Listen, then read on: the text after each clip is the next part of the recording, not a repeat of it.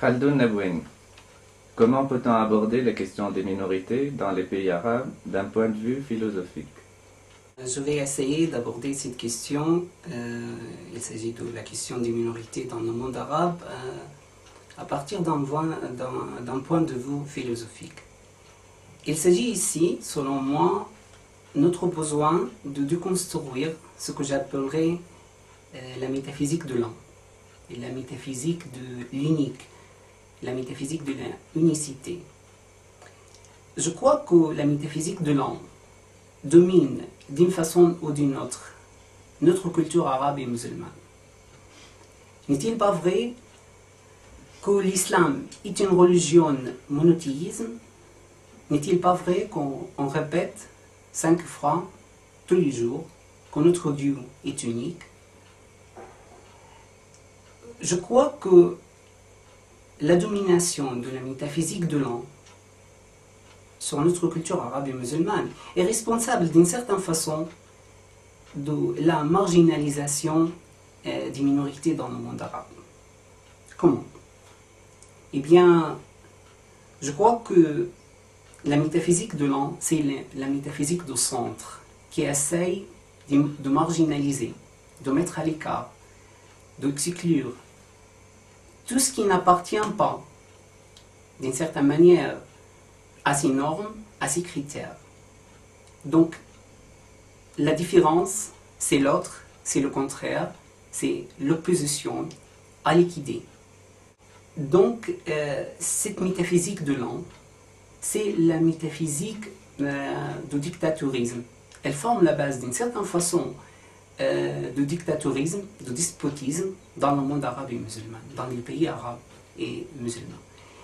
Et là, je crois qu'au niveau de la politique, si on parle un peu de la politique, je crois que la métaphysique de l'un se représente par le gouverneur unique, avec son parti unique.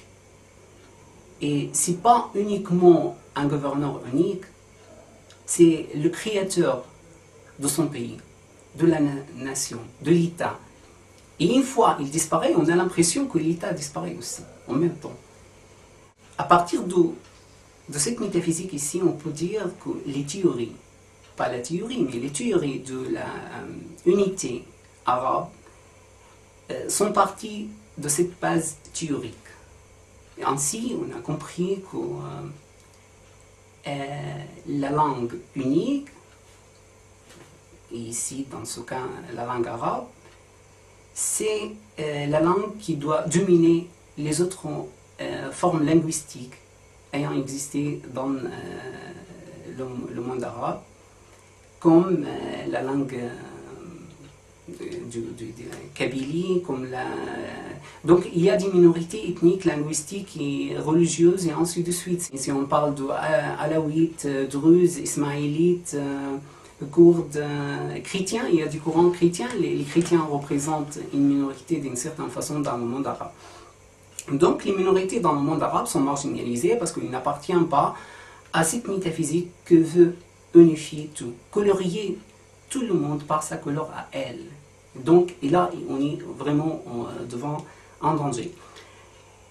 Et ce qui est paradoxal dans la métaphysique de l'un, qu'en essayant de unifier le monde entier, de colorier son monde à lui par sa couleur, il consacre la division. Alors comment? Eh bien, les minorités, vis-à-vis de cette métaphysique opprimante, qui oppresse, qui marginalise, prennent comme une réaction de renfermer sur elle-même.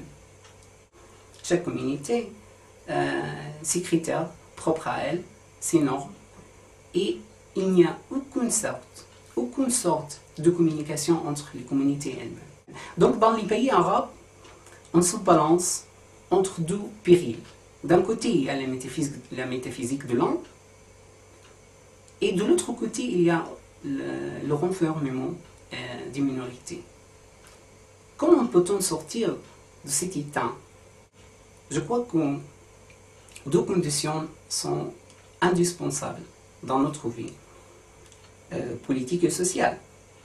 D'un côté, je crois que nous avons besoin d'une sorte d'Aufklärung, d'un éclairage, parce que le mot en français ne donne pas exactement le sens d'Aufklärung, enlightenment, tanwir, pour éduquer les gens à la citoyenneté, à partir de laquelle chacun peut reconnaître l'autre et tolérer l'autre.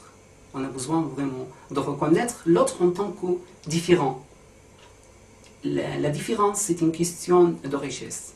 C'est-à-dire, selon moi toujours, si la métaphysique de l'homme est responsable d'une certaine façon de dictatourisme, alors une société pluraliste, c'est la clé pour reconnaître la démocratie dans notre monde. La deuxième condition indispensable à mes yeux dans notre vie politique et sociale dans le monde arabe pour reconnaître l'autre en tant que différent, c'est d'édicter des lois qui renforcent la laïcité, la sécularisation dans le monde ou bien dans les pays arabes. Il faut inviter ces pays, le pouvoir politique dans certains pays, d'adopter les lois de la laïcité et de la sécularisation pour le meilleur de nous tous, pour reconnaître l'autre, pour ne pas marginaliser quiconque, quel qu'il soit, sa religion, sa couleur de peau, son adhérence politique et ainsi de suite. Ces deux conditions sont indispensables dans notre culture, dans notre pays arabe. Là, on peut sortir de cette impasse.